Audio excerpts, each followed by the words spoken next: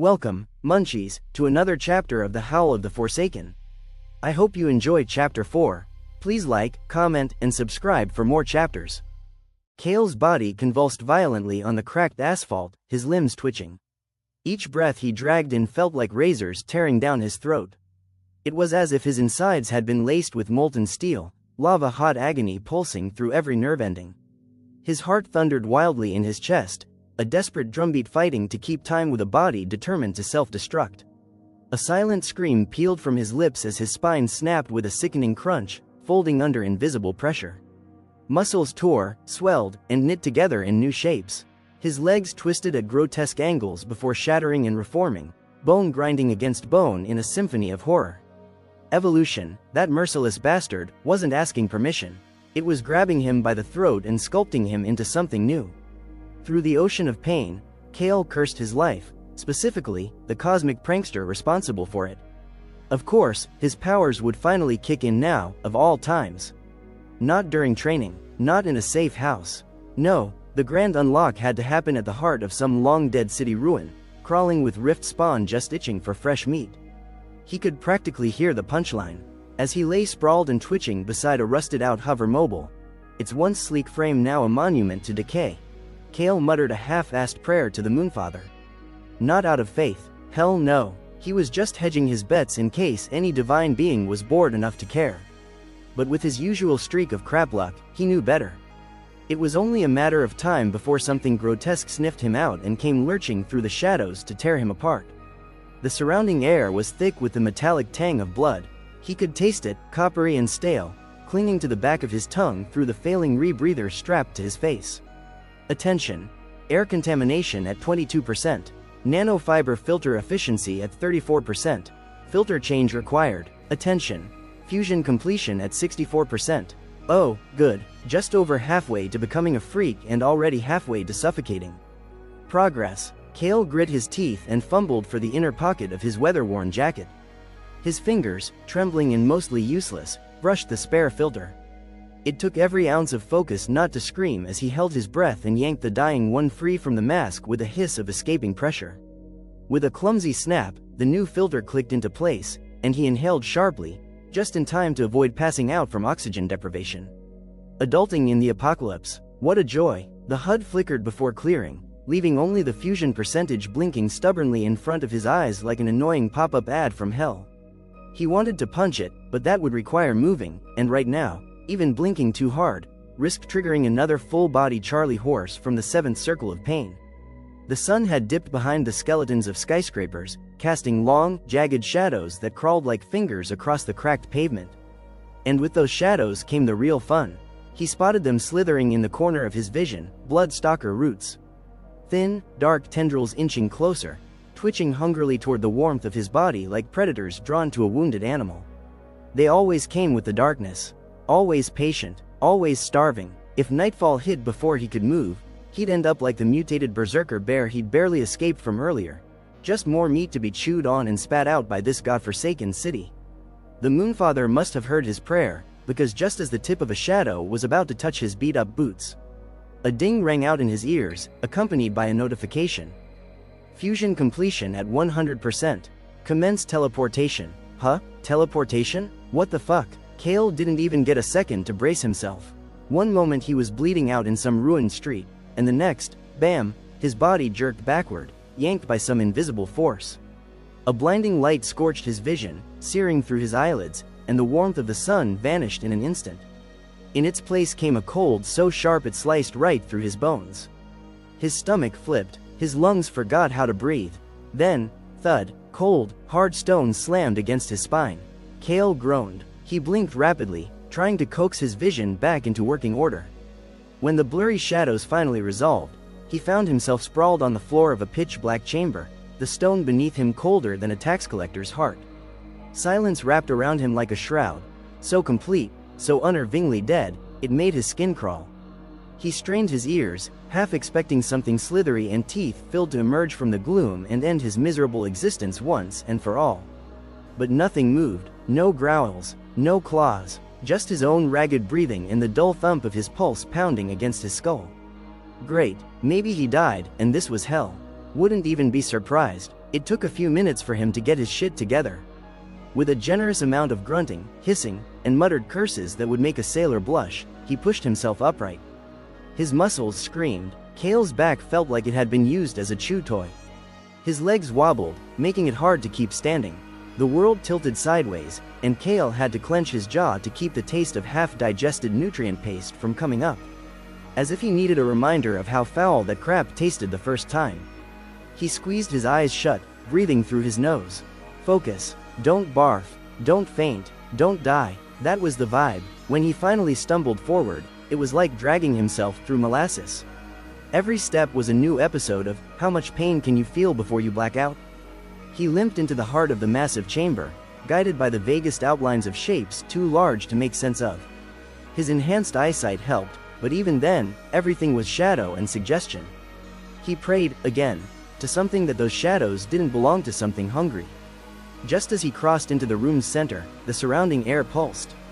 A low hum, like a sleeping god exhaling. Lights exploded to life above him, and Kael hissed, throwing an arm over his eyes. A sudden roar followed, like fire coming to life, ancient and furious. The temperature dropped again, but not like before. This cold was wrong. This was the chill of deep space, of forgotten tombs. Kael lowered his arm, and immediately wished he hadn't. In front of him loomed a colossus of machinery, something straight out of an ancient fever dream. A massive, domed structure arched into the darkness overhead, its ceiling lost to the shadows of time. And there, stretched across the chamber like the fossilized heart of some titanic, long-dead god, was the Primordial Forge. It was alive, somehow. Gears the size of hovercraft spun without touch. Pipes hissed, steam laced with the sharp tang of iron and ash. The walls shimmered with glowing runes etched in languages no human had spoken in 1,000 years. Kael took a shaky step closer. At the center of it all was the anvil. Not a normal one, no, this bastard was floating, easily the size of a military truck, suspended above a pale blue fire that burned without sound. Ghostly flames danced upward in lazy spirals, casting an eerie glow over a nest of rotating glyph plates, crystal matrices, and mechanical arms that moved in synchronized precision, like they were waiting for something. Or someone. His HUD blinked to life, flooding his vision with updates.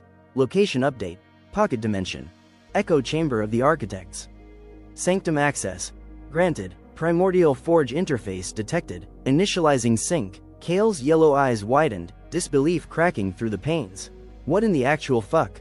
He stepped forward, boots echoing across the polished obsidian floor. The air shimmered with ancient magic, thick and suffocating.